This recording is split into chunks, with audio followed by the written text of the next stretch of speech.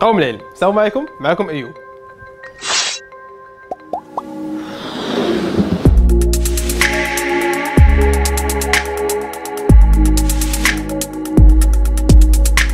عندكم يسحب لكم سليله من المتحولين والقدرات الخارقه. الى عقلتوا في الحلقه 13 دوينا على واحد البطل خارق اللي كيعجبني انا بزاف واللي هو كويك سيلفر. اول مره غادي نعرف انا كويك سيلفر عرفته في واحد من افلام الاكس مان اللي هو اكس مان دايز اوف فيوتشر باست. بالنسبه اللي ما مفرجينش في الفيلم غتسمحوا لي غادي نسبويلي شويه الاحداث. البطل ديالنا غادي يبان في واحد اللقطه اللي زوينه بزاف.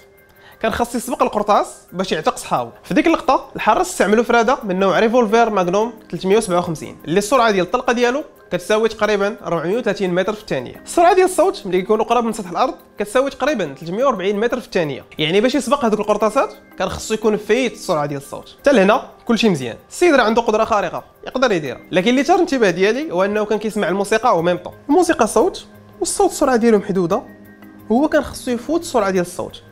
اجي كي دار لها اجي بعدا ندوي شويه على الموسيقى. الموسيقى جايه من الكلمه الاغريقيه موزيك اللي كتعني ارت اوف ميوزس. ميوزس حسب الميثولوجيا الاغريقيه هما الالهه اللي لهموا البشر باش يديروا الادب والعلوم وكاع الفنون اللي كاينين. الموسيقى شكل من اشكال الفنون والتعبير الثقافي عن طريق استعمال الصوت في واحد المده زمنيه محدده اللي اليوم كتعتبر لغه تعبير عالميه اللي كنستعملوها في كاع مناحي الحياه. دابا الموسيقى من هادشي كامل عباره عن صوت. الصوت هو عباره عن موجه اللي كتنتقل في كاع الاوساط الماديه بحال السوائل، الاجسام الصلبه والاجسام الغازيه. الموجات عندهم واحد الخاصيه سميتها التردد اللي كتعني شحال من موجه داز في شي مده زمنيه. بما اننا كنخدموا في النظام العالمي للوحدات فالتردد كنحسبوه بشحال من موجه داز في الثانيه واللي هي الهرتز الوحده العالميه للتردد.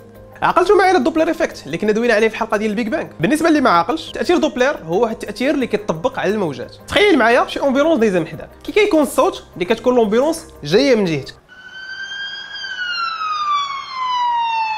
واش بحال الصوت ملي كيبدا يبعد منك.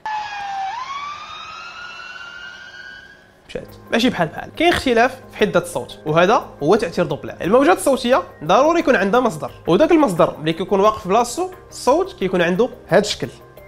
دابا ملي كيبدا يتحرك المصدر فاش كيبدا يبان تاثير دوبلر. ملي كتكون واقف والمصدر ديال الصوت جاي من جهتك الصوت كينضغط والتردد ديال الصوت اللي كتسمع كيكون كبر. لكن ملي كيبدا المصدر يبعد كيوقع العكس، الصوت كيتمدد والتردد اللي كتسمع كينقص. دابا كي دار تسمع داك المقطع الموسيقي كامل في ديك المده الصغيره. دابا كويك سيلفر كان ديال الكاسك وكان غادي بسرعه كبر من السرعه ديال الصوت. علاش الصوت ما تبدلش؟ حيت ببساطه الصوت جاي من الكاسك اللي كان داير في ودنيه واللي كيتحرك معاه بنفس السرعه، وحتى الهواء اللي كاين ما بين الكاسك ودنيه كيتحرك معاه بنفس السرعه. يعني الصوت ما غيطرى ليه والو. مثال ملي كيكون طيار ديال طائره حربيه فايت السرعه ديال الصوت كيقدر يسمع الناس اللي كيدويو معاه في الكاسك ما كيوقع والو. باش يتبدل الصوت كان خصو يكون طارق الموسيقى من برا. طبيعه الحال بزاف منكم كيتفرجوا دابا كيقولوا ماشي ضروري نشرح داكشي كامل باش تفهموا هاد اللعيبه.